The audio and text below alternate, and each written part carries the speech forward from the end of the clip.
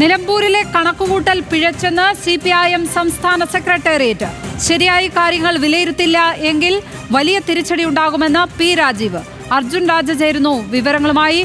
Arjun, CPIM സംസ്ഥാന secretariat എന്തൊക്കെ വിലയിരുത്തലുകളാണ് നിലമ്പൂരിലെ തോൽവിയിൽ നടത്തിയിരിക്കുന്നത്? ഇപ്പോൾ പ്രധാനപ്പെട്ട ഒരു വിലയിരുത്തലാണ് CPIM സംസ്ഥാന സെക്രട്ടേറിയറ്റ് നിലമ്പൂർ ഉപതെരഞ്ഞെടുപ്പുമായി ബന്ധപ്പെട്ട് നടത്തിയത്. കണക്കുകൂട്ടലുകൾ പിഴച്ചെന്നാണ് പ്രധാനപ്പെട്ട വിലയിരുത്തൽ. അതായത് മികച്ചൊരു സ്ഥാനാർത്ഥിയെ രംഗത്തിറക്കിയതോടുകൂടി അവിടെ വിജയിച്ചു വരാനുള്ള സാധ്യത ഉണ്ടായിരുന്നു. പക്ഷേ അങ്ങനെയല്ല സംഭവിച്ചത്. അവിടെ പാർട്ടി പ്രതീക്ഷിച്ച ഒരു വിജയം ഉണ്ടായിട്ടില്ലെന്ന് CPIM സംസ്ഥാന സെക്രട്ടേറിയറ്റ് വിലയിരുത്തുകയാണ്.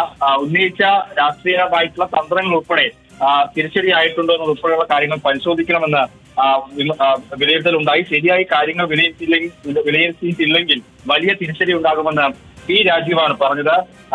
വ്യക്തിപരമായി സ്വരാജ് മികച്ച സ്ഥാനാർത്ഥിയായിരുന്നു. വ്യക്തിപരമായി 10,000-ലധികം വോട്ടെങ്കിലും സ്വരാജിനെ സമാഹരിക്കാനായി എന്ന് CPIM കണക്ക് കൂട്ടുകയാണ്. അങ്ങനെ സ്വരാജിന്റെ സ്ഥാനാർത്ഥിത്വം കൊണ്ട് ഏതെങ്കിലും തരത്തിലൊരു തിരിച്ചടി ഉണ്ടായിട്ടില്ല എന്ന് CPIM കണക്ക് കൂട്ടുന്നു. അതേസമയത്ത് പാർട്ടി വോട്ടിൽ ചോർച്ച ഉണ്ടായിട്ടുണ്ടെന്നുള്ള ഒരു വിലയിരുത്തലും സെക്രട്ടേറിയറ്റിൽ ഉണ്ടായിട്ടുണ്ട്. അത് നേരത്തെ തന്നെ പാർട്ടി സംസ്ഥാന സെക്രട്ടറി MV ഗോവിന്ദൻ ഈ മുന്നണിക്കകത്ത് വോട്ട് അൻവറിലേക്കും UDF-ലേക്കും പോയിട്ടുണ്ടെന്ന് വിലയിരുത്തിയിരുന്നു. അത് ഇപ്പോൾ CPIM സെക്രട്ടേറിയറ്റും അംഗീകരിക്കുകയാണ്. പാർട്ടി വോട്ടിൽ ചോർച്ച ഉണ്ടായിട്ടുണ്ടെന്നുള്ള വിലയിരുത്തൽ കൂടി സെക്രട്ടേറിയറ്റിൽ വന്നു. ഇക്കാര്യത്തിൽ ഗൗരവമായ പരിശോധന വേണമെന്നാണ് CPIM സംസ്ഥാന സെക്രട്ടേറിയറ്റ് കാണുന്നത്. വൈകാതെ തന്നെ അത് സംബന്ധിച്ചുള്ള ഒരു പരിശോധന CPIM നിലമ്പൂർ തലത്തിൽ തന്നെ ആരംഭിക്കാനുള്ള സാധ്യത കൂടിയുണ്ട്. അതേസമയത്ത് ഈ ഇലക്ഷന് തൊട്ട് തലേന്ന് പാർട്ടി സെക്രട്ടറി MV ഗോവിന്ദൻ RSS-മായി CPIM സഹകരിച്ചിട്ടുണ്ടെന്ന് എന്ന തരത്തിൽ നടത്തിയ പ്രസ്താവനയും സെക്രട്ടേറിയറ്റിൽ ചർച്ചയായി. ഗോവിന്ദന്റെ പേര് പരാമർശിക്കാതെയാണ് അംഗങ്ങൾ വിമർശനം ഉന്നയിച്ചത്.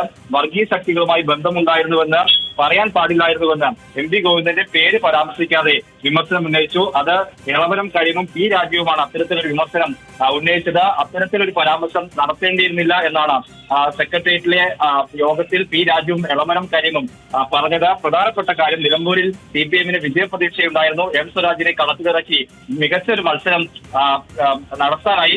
സ്വരാജിന് തന്നെ വ്യക്തിപരമായി 10,000-ലധികം വോട്ട് നേടാനായി. അതേസമയത്ത് പാർട്ടിക്കകത്ത് ഉള്ള വോട്ട് ചോർച്ചയും ഒപ്പം ഉന്നയിച്ച വിഷയങ്ങളിലെ പോരായ്മയും കൊണ്ടാണ് ഇത്തരത്തിൽ പരാജയം സംഭവിച്ചതെന്നാണ് സെക്രട്ടേറിയറ്റ് വിലയിരുത്തുന്നത്.